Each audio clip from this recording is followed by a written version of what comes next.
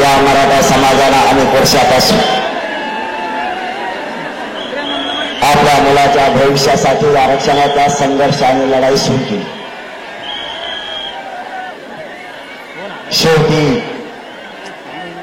प्रत्येक वेळी मराठ्यांच्या नशिबी आणि मराठ्यांच्या मुलाच्या नशिबी फक्त अन्याय आणि अन्यायाचं वाटायला यायचं. आता मराठा समाजानं लाखोच्या संख्येनं गाव खेड्यातून आणि गाव शहरातून एकत्र यायचं ठरवलं. याचं कारण होतं आपल्याला न्यायाशिवाय आता पर्याय नाही. ही लढाई सलग 10 महिन्यापासून मायबाप मराठ्यांना सुरू आहे. कारण मराठ्यांचा धर्म आहे आणि मराठ्यांवरती संस्कार आहे. एखाद्या लढाईत जर उतरलं, एकदा जर मैदानात उतरलं तर विजय घेतल्याशिवाय मागं फिरायचं नाही. मराठ्यांनी एखादी लढाई जर आता घेतली, परिणामाचा विचार कधीच मराठ्यांनी केला. एकदा जर एखादा लढा हातात घेतला तर क्षत्रिय मराठ्यांचा धर्म असा आहे, एक तर विजय मिळून वापस यायचं, कंपाळी विजयाचा टिळाक लावून यायचा नसता मरण पत्करून मागे यायचं, पण मोकळा मागे फिरायचं नाही. म्हणून हा मराठ्यांनी आता लढा उभा केलेला हा अविरतपणाने उभा आहे. ही लढाई आरक्षण घेतल्याशिवाय थांबणार नाहीये. सलग 10 महिने झाले ही लढाई सुरू आहे. घराघरातल्या मराठ्यांना आरक्षण मिळवून दिल्याशिवाय हा लढा थांबणार नाही. ते पण फक्त ओबीसीतूनच आम्ही घेणार.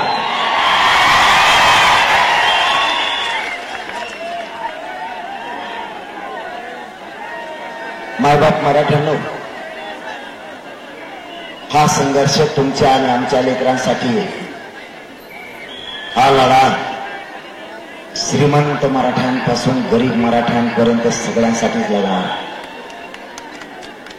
नोकरदार मराठा असो किंवा व्यावसायिक मराठा असो, आरक्षण हे सगळ्यांसाठीच लागणार आहे. सगळ्यांचेच लेकर मोठे होणार.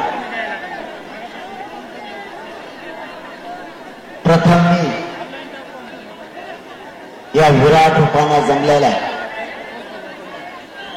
धाराशिव जिल्ह्यातल्या मराठ्यांच्या चरणी मनापासून नतमस्तक होतो.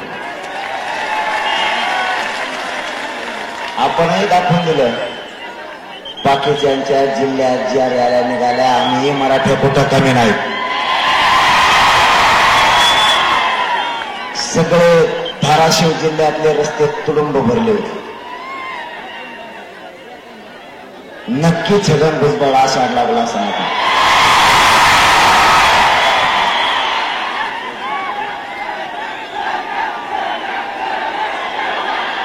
त्याला संडास 100% लागले म्हणून समजायचं. त्याने चुकच तशी केली. त्याने चूक इतकी मोठी केली. मायबापांना आपल्याला ह्या रॅल्या करायची गरज नव्हती. आपल्याला या रॅल्या शांततेच्या काढाव्या लागल्या. त्याच्या पाठीमागा छगन भुजबळ. छगन भुजबळाला दगडी घडवण्याचा, जातीजाती तेढ निर्माण करण्याचा प्रयत्न सुरू केला. म्हणून या राज्यात कायदा सुव्यवस्था अबाधित राहिली पाहिजे आणि शांतता राहिली, त्यासाठी मराठ्यांनी राज्यभर सुरू केलं. मायबाप मराठ्यांना तुम्हाला माझं आव्हान आणि विनंती सुद्धा आहे. गोरगरीब मराठ्यांनी आणि गोरगरीब ओबीसींनी एकमेकाच्या अंगावरती अजिबात यायचं नाही. या राज्यात शांतता राहिली पाहिजे. कारण हे राज्य राजकारणाच्या काय बापाची जागिरी नाहीये. हे राज्य आपल्या 18 पगड जातीच्या गोरगरीब ओबीसींचा, गोरगरीब मराठ्यांच्या